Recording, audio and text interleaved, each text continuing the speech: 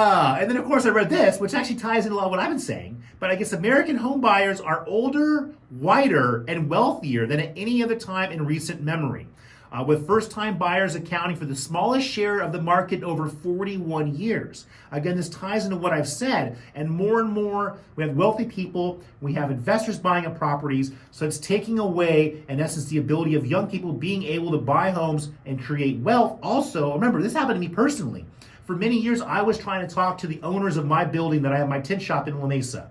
Through my property management company, this and that, there was no way I was going to be able to get a hold of the owners because I want to see what maybe be able to buy the building one time in the future. They would never let me talk to them, okay?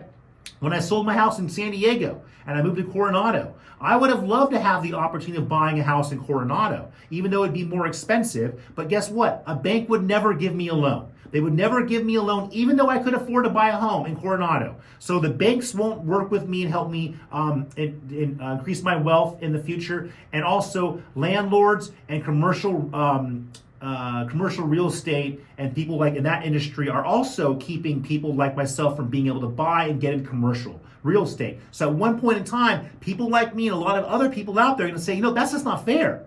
So who gives you the right to say that you have this property? Because remember, no one actually owns property in the world. I'll stick to the United States. All the property here was stolen property. No one has a legal right to own anything.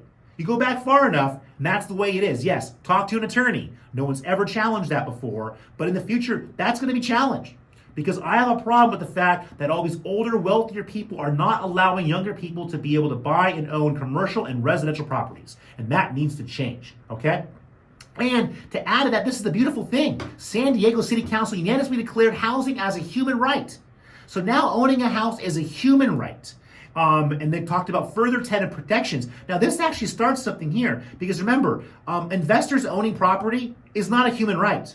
No, it's not. So again, we could take this as the beginning of it and look at how do we take these properties away from commercial and investors and say, guess what, guys? Sorry, but you know what? Your investment went bad. That's not a right. You have no human right to an investment being good or bad. So guess what? Your investment's going to go bad. I'm going to take these properties, commercial, residential, and redesignate them, offer it to first right of refusal to younger people to be able to actually buy a home, have a home, buy some more commercial property, and start building wealth again. So again, that's what we have to do in the future because again, guys, this is only going to get worse. It's not fair. And if we want a system that works, it has to make sense and it has to be fair. Anyways, guys, love you guys out there. Andrew Gage, changing the conversation. Have a great week. I'll catch you guys next.